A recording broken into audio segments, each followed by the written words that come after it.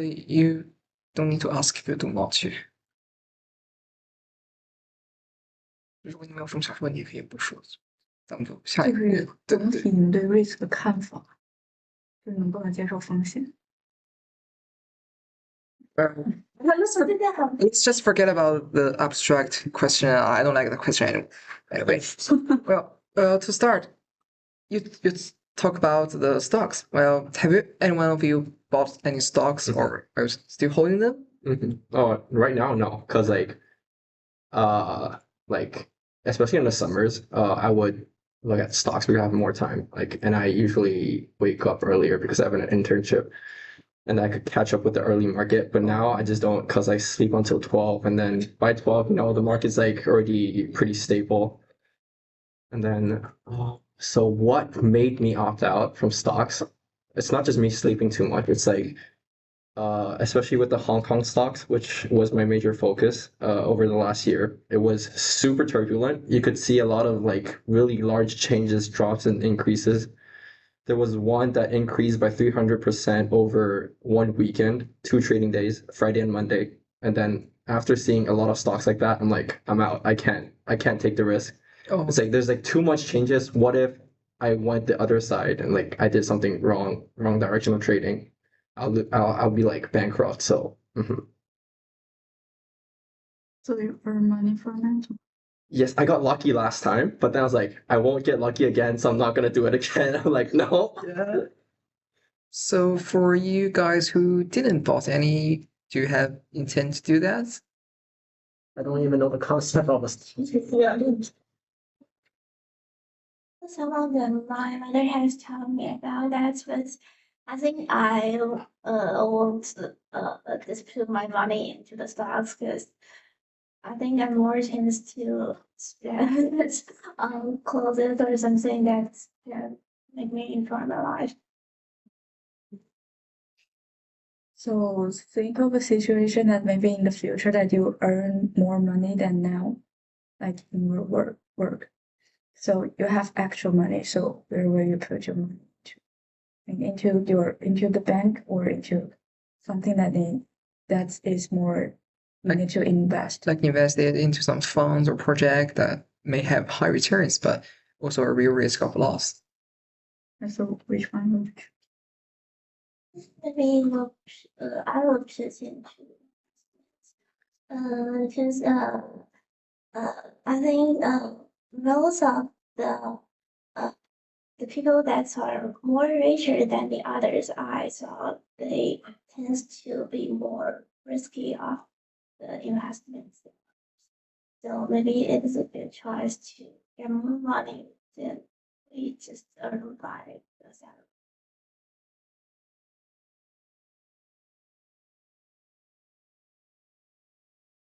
Anyone else wants to? These three? If I have enough money, I will buy houses and rent it. Real estate, let's go. Yeah, I agree. That's a smart choice. Where though? Hong Kong? Too expensive. Hong Kong real estate. Yeah, maybe just somewhere near UST, right? There are almost students. Okay. Understands. Now let's move on to the next. Have you ever been in a situation where you really want to buy something, but it's beyond your budget? Like you really want it for a really long time, and would you buy it? It's out of my budget. I would work for it, like definitely. Okay. But then I actually have quite a few things on my bucket list, but then they're all out of my reach right now. I would definitely work for it, and then if I could earn that much money, well, I have to consider like living and stuff, but then I would probably like currently I would think that my current status right now, I would just throw it like all my money into something that I want, even though if it might become a terrible decision when I look back at it. You agree with him, or? I think I'm not a bit agree because if I just can't afford that thing right now, it means it is not fulfilled with my living standards right now. If I just I will also work hard to make me can afford it, but uh, whether will I buy it or not depends on whether I want it or whether I also want it when I become richer. And I think most of the time I will not want to sing for that long. If there's a situation like this, I will go to think again whether I really need that. I will think about will the world collapse without it, and if the answer is no, then the rationality will hold me up and just stop the desire of buying. Well, let's add one condition that the thing you want now is a special edition and you will miss it if you don't buy it now. So will you take loans maybe to buy them? For me, it's a definite no, because limited editions are always coming out. So each year you get a Sure. full limited edition of the product that you want. So it doesn't make any sense to get a loan to buy it right now if it's out of your budget for me. I think I will buy it. Because if I can only buy it during this period, it would be more attractive. And I might cut my spending on other aspects, such as eating or buying other things. Well, I think there's a few aspects when considering this. Like, first of all, is the thing limited? Is there like a really high demand? Because like I like Gundams a lot. And then it's like basically a plastic toy that you build yourself. But then there were quite a few number of limited and like limited editions, like time and quantity, that grew like by 5 to 10 times in price over time. Yeah, so like it's like if I could get my hands on it, I might get it, but whether or not I would take a loan for it is another story. I don't think that's Well, I think there's one thing that you should know is it's a really common scenario nowadays when people take loans to buy a house. So what do you think of that?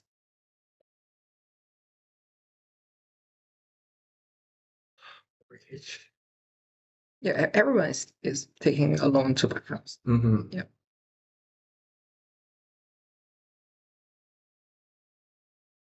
Where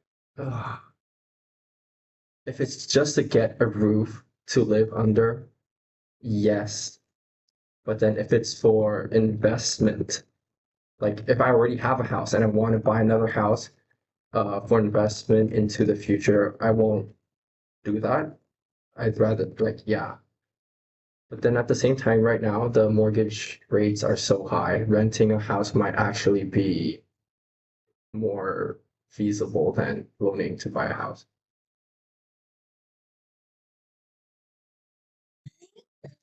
It's been more people tend to rent a house than buy a house because some years ago the house price is raising from time to time, but now it's just on the recent stage, maybe sometimes go lower. So I think maybe for now it is not a good choice to rent buy a house, but for the people in the past years, it's Well, so imagine now you are having a stable job with really stable salaries that meets your expectations now. Will you give them up to pursue your dream? Like you have a stable job, but the job is not what you dream of. So will you give the job up to reach for your dream? Wow. So philosophical.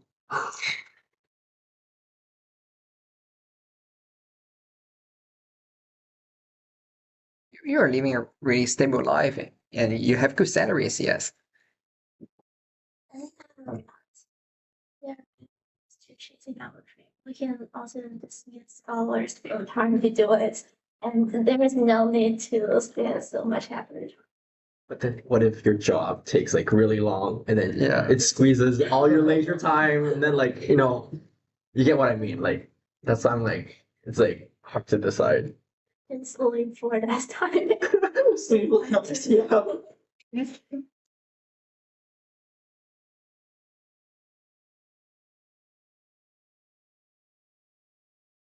Just to give up your own job, your stable job, to chase something. So let's take this situation like it's now or never. If you don't give up now, so you will lose the chance to pursue your dream. Maybe you can Yeah. divide it into two, like you have enough money or you don't have enough. Mm. If I have enough savings, It's the key point. Like if I have enough deposits for me to live a decent life while pursuing a dream, I'd definitely do it. But if I only have a decent income and my income barely covers my living expenses, then I won't quit the job. that's actually true. Like if you could cover expenses for yourself and your family while having like quite an extra for leisure, definitely. Like why spend so much time in an office or like in your job Yeah, that you but don't like? but pursuing your dream may means more money. Like your dream is like to start your own entrepreneurship, so it's like you may earn more money. Oh, so it's like dream, yeah. if I start a company, it could also be part of my dream and Yeah, it won't yeah. be considered as a job. Okay. Yeah, your dream might bring you more money. That's True, that's true. Opportunities and stuff. yeah.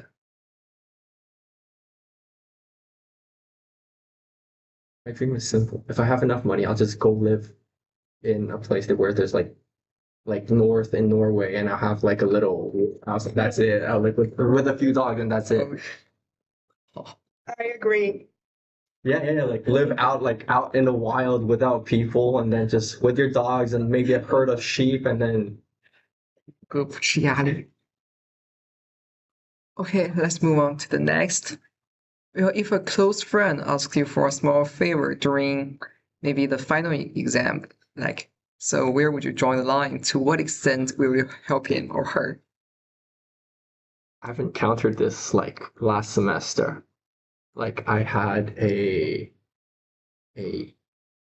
a friend that's a year below me that took a course that I have taken in the previous year, and I got pretty good grades. And then I was pretty tight on my review schedule, but then he keep asking me if I could tutor him on it.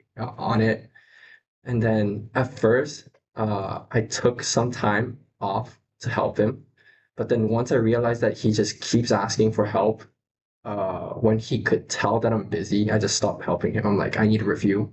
Get out of my way. Yeah. Just it's like too annoying. Like you didn't go to class yourself, you didn't study yourself, and now you're asking me to help you just because like and I wasn't even very close with him. So like So many of you have coding experience, right?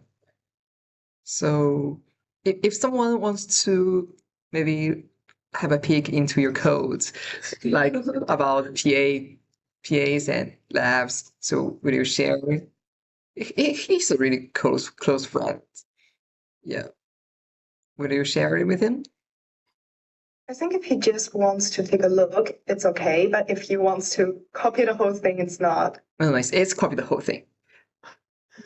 Yeah, I've taken No? it's copy, yeah. Okay. Then no, definitely no. Because then we need to share the risk of being counted as cheating, right? Yep. I think there was a case of like a student showing his friend homework, and then they were caught liable for like plagiarism and cheating, and then both their grades were like 0 at the end. So like It's just anything wrong with us that I for help. Because really, I think really it is very hard to find that my coding is done by AI, but it's really easy to find that we share the same. That's fair enough. And if you 100% make sure that the professor won't call you, you won't be having a bad GPA for cheating. What do you do? Will you help her? I think the maximum thing I can do for him is just tell him what the brief idea is and maybe share him some details on execution or something else. Maybe maybe give him some tips, maybe give him some inspirations.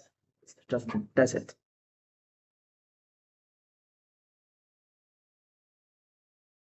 So, have you ever exaggerated your GPA, maybe, or project experiences on your resume? Not my resume. Not on your resume. Like the companies maybe won't check your GPA or the experiences, but it's Also, the most your GPA. Hmm? No, that's means to send an official transcript.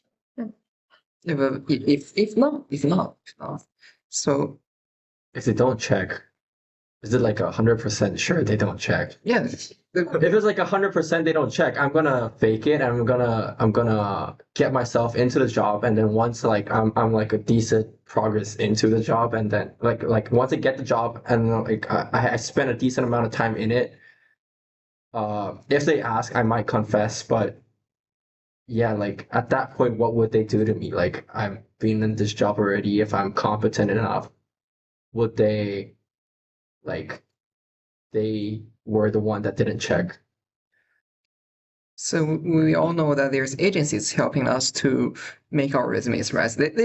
They help us to make our resume look really good. And so, what do you think the line between the polishing your resume and deceiving it?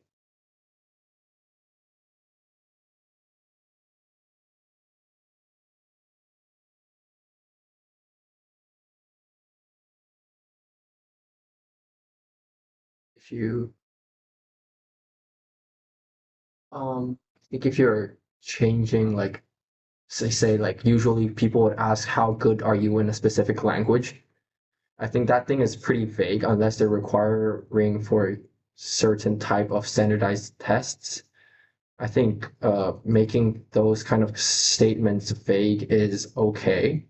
But then if you put in a language that you don't speak at all, that's definitely deceiving to me. Like it's similar to like experiences and stuff.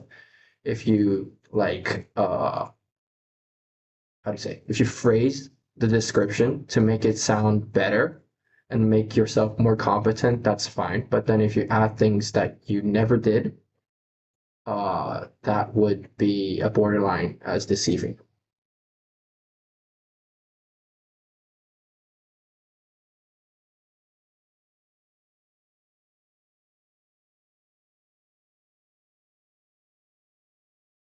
So maybe during your experiments, have you ever make up data or samples, like maybe in chemistry or physics or anything, biology? So when during experiments, when you get the data was not the expectations, will you fake them up or just handing the true data? Repeat. Pipette, cry, and repeat. That's what we call PCR.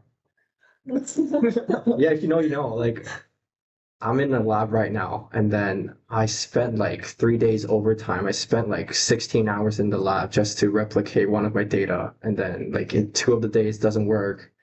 And then the first try was like 50% accuracy. The second one was lower, and then at that point I was like about to cry because I spent a whole day wasted. I would still repeat. I won't fabricate my data. It's like not worth it. Like, yeah, don't fake your results.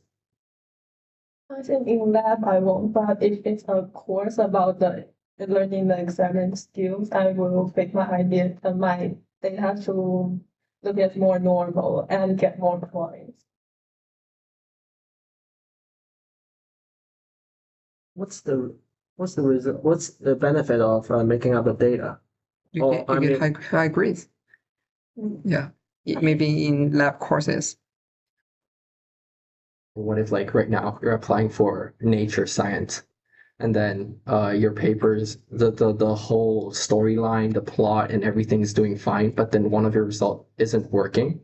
And then you know that if you apply with that result, you won't get it. But if you fabricate a result, you are pretty like there's a really high chance of you getting a nature publication. Would you do it?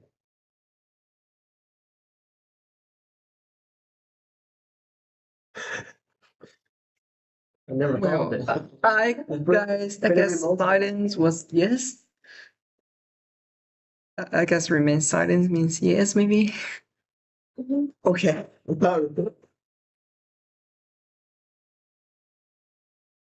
Well, next one. In a romantic relationship, have you ever developed feelings for a third person? I mean, it's not for you to really having an affair.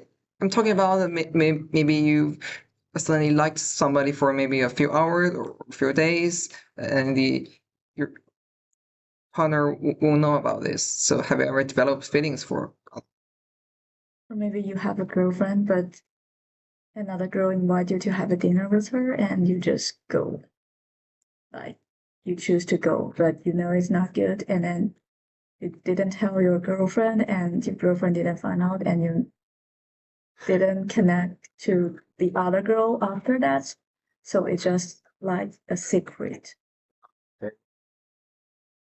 Secret of it. Nope.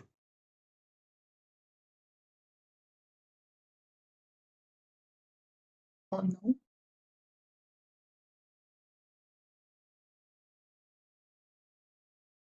Question, how does it have to do with risks?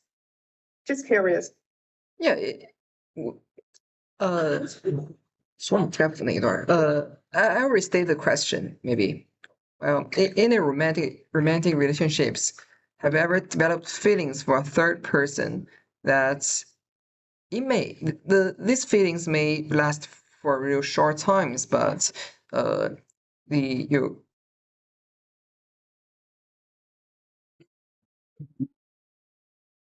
Are you willing to take the risk to go out with a third person that you kind of like without telling your other No. one? That's true. No. No. Okay. No. Oh, I get the question. Okay, no. I mean, like, I mean, like, you can have decent reasons for going out with her. yeah, you can have decent reasons. Just tell your other one, and then avoid yourself from like a really terrible conflict, which is like which will you will regret most likely. Just tell them, right? Like if it's a yes, you can still go like confidently. Why hide it behind, right? It's true. Yeah, it's a good point. I Mhm. completely agree. I think there is no need to get into a complex relation. And it means, actually we can control our feelings around it. If you think it is wrong and abandon yourself from doing it, and you'll just not get the feeling to certain.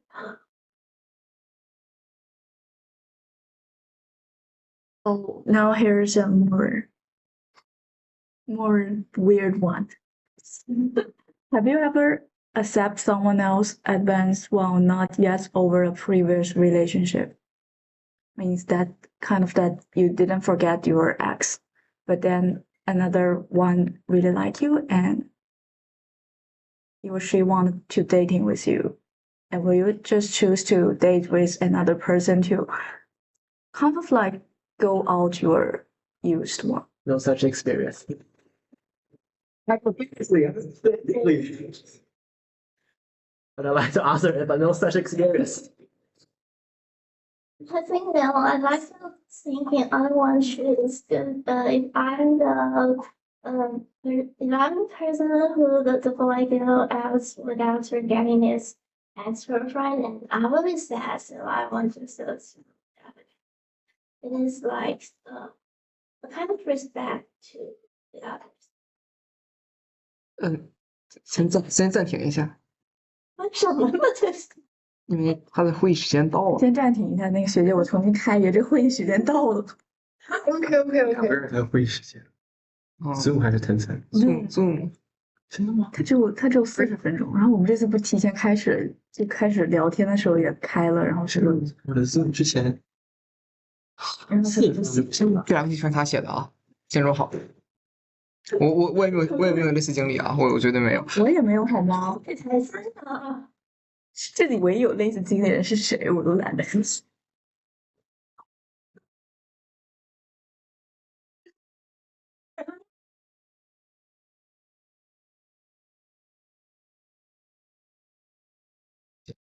继续。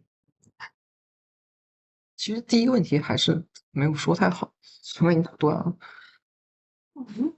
那个 risk 那种就是大概意思就是说，你跟这个人其实谈了很久了，然后你们也没有什么新鲜感了，然后突然有一个人特别优秀，非常符合比现在这个人更像你的理想型突然出现了，然后不是不是你，就是你并不是你对你没有多爱他，只是你觉得你是在这一段时间里你觉得非常喜欢他，但是或者这只是说你只是对对，是单纯他不在身边，你就想本来是想问这个的，但是这个人没有给我那个什么去补充的机会。好吗？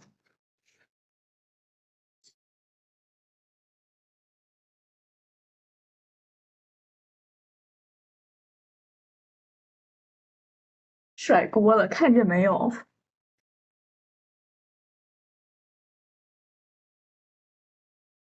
我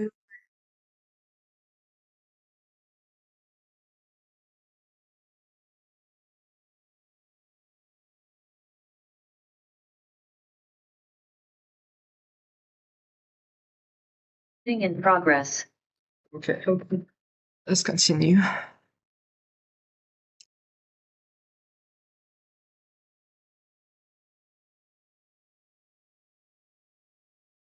So here's another question. So to maintain a more popular image on social media, do you selectively present or even embellish your life? How do you view this common behavior?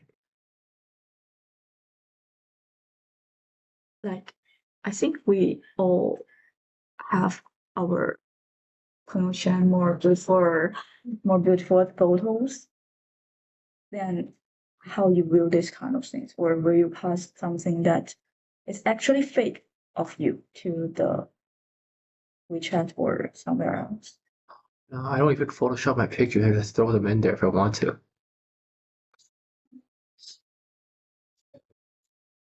Yeah, well, my pictures more beautiful and then I post on the post. It's on my address and I'm just here to share. Not unnecessary. I really don't quite understand those guys who hang out with friends yesterday and spend 2 or 3 days Photoshop their photos, and after some they just post and about next weekend they post it on the whether 小红书朋友圈 or something else and say what a great weekend we spent. I don't really understand these guys. I would say that too, but then the only situation where I could understand is like where you're posting someone else in your own personal social media. I would ask for consent if I could send that picture. Like, I don't care about myself, but I would respect others. That's it.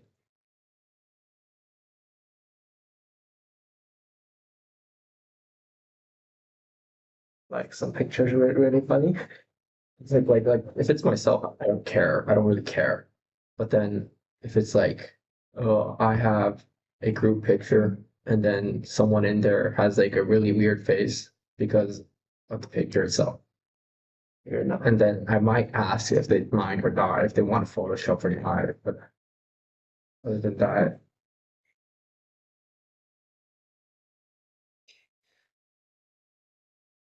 So in a group, maybe a group of friends or any group, do you ever deliberately conform to the preferences of the opinions of others to fit in the group? So even if you don't actually agree with them, so you hide your personal opinions to fit in, or stood up to confront them?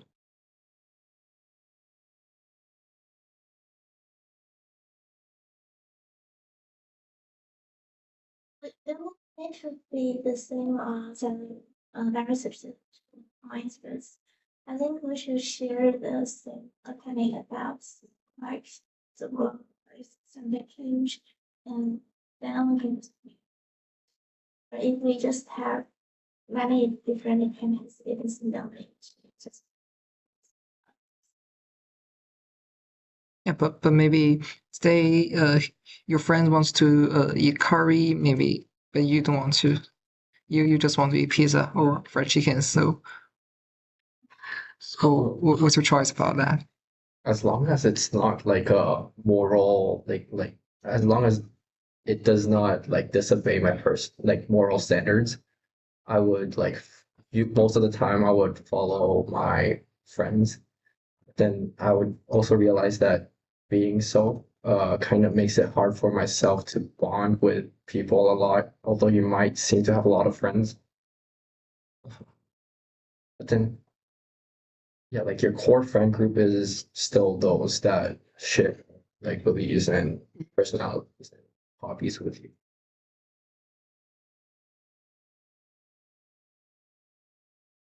So tell us about a time when you shared an opinion in a group discussion that not everyone agreed with, maybe in class, with friends, or online. Then what happened and how did you feel?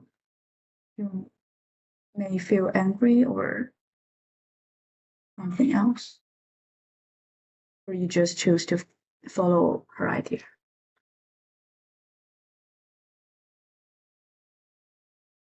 Like very small things, like if Ebenezer is good, like the Indian restaurant in LSK. If like in a friend group we're discussing whether it's good, I think it's good, and most of them think it's not. We might debate over it for like a while and then just let it over as like a joke. But then I've also had experience with like very close friends that started talking about like slightly about political like hot takes. It escalates pretty quickly, so usually I just try to avoid picking up on those questions or like just avoid answering those kind of questions.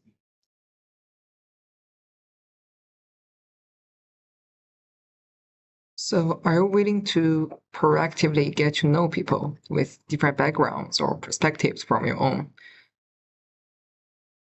So it's like, we're just initiating a friendship or relationship with an uncertain outcome, a burden or a pleasure for you.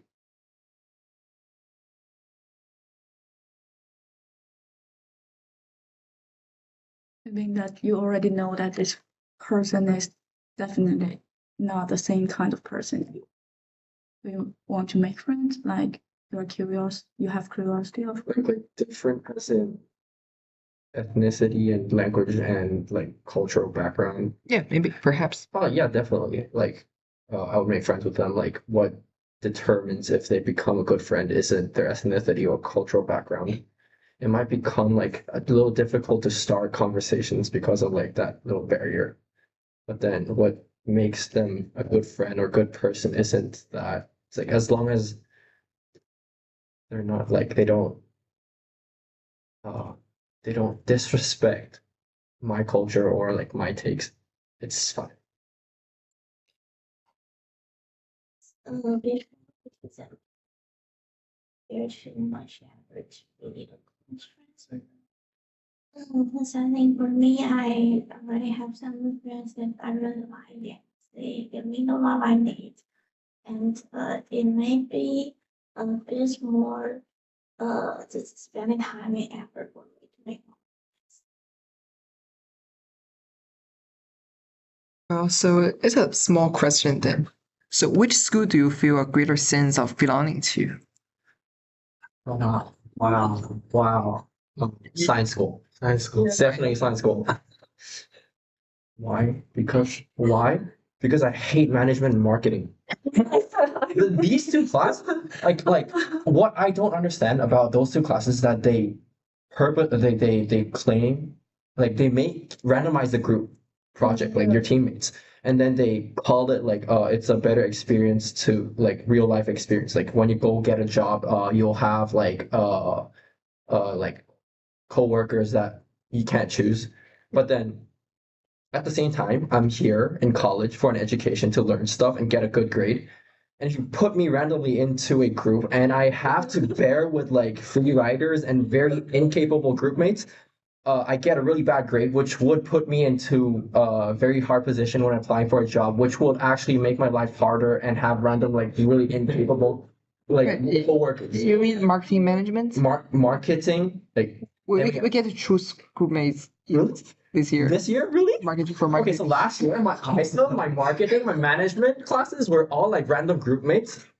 Oh, And then I had a really hard time with it. Like there are group members that like are year 4 taking that course because it was one of their required courses. And then they put like most of the dedicate like life into applying to a job. So they don't care about Oh. course grades anymore. And they would like not show up. They would make excuses saying that like, oh, I'm applying for a job. I got an interview right now. It's very important. I can't come. And then I'm like, yeah, it's like a fundamental course. It matters a lot to me, but then I don't get to choose my group mates, and then I have to bear with the responsibilities, even though I'm paying for the education. That's why I can't. So I have a stronger bond with science school. Mm. Other sensors? Me too. I don't like business school because all the courses there have a lot of group project assignments, and I don't know how to do well in these assignments. Such as one of my MGMT course, they have assignment that you choose a article and you summarize and answer some question. But I think it's very objective to give grades to these assignments. But like science course, they all only have midterm and finals, and there are multiple choice questions. You only have to study for a few days and you can get a good grade. So I like science school. I think it is not. It didn't make much sense to me because the engineering school and the science school, they're all at the same to finish the exam, and sometimes the PAs are that. So I'm just like or not like this. For me, maybe I prefer business school because I hate the group project as well. I think what business school train us is more likely, more like what we will face in the realistic. And I don't think just study for example, the study break and to to prepare for the exam and I get a good grade means I can do well in the actual situations. My preference science school because from the engineering, the only course I have taken is probably the comp course, and up to now, every comp course requires a lot of time to memorize and to practice, to coding everything, and and there are so many tiny little knowledges that you need to make all these things organized, and that's why I don't pretty like it. I don't pretty appreciate it. However, I do like math that they are a system, and you can once you absorb it, you can you can interpret it as a whole factor. So, and another thing I don't like is the business. Sorry about that. That's because in year 1 I took a common core called Econ 1220. That's probably that's probably the easiest econ course I can take. But even it is the easiest, I really don't get the so-called econ sense. That's from my professor. And I got a really bad grade about it, so I have a really bad impression on it. So I chose the science school. I mean, I like the courses themselves, but then like one biggest problem with the business school courses is like if I want real life experience, I could go get an internship and like I could get real life experiences from there, like interacting with people, having group projects, group interactions and stuff. I don't really hate it when I have to get random groups in business school, but then when because of the group, I have to take a worse grade than what I think I could have gotten is what is really annoying to me. Like, I can understand that they're trying to make me have like a more like parallel experience to what I will encounter in the future. But then when they put that with the result that will like really largely affect my future is the thing that I don't like about the business school curriculum right now. Okay, that's it. Thank you all for joining this simple interview, and here's the debrief process. And the interview is the object of it is to seek for the risk-seeking preferences across different academic majors or schools. Yeah, thank you all for answering our questions, and that's it. Thank you. For school.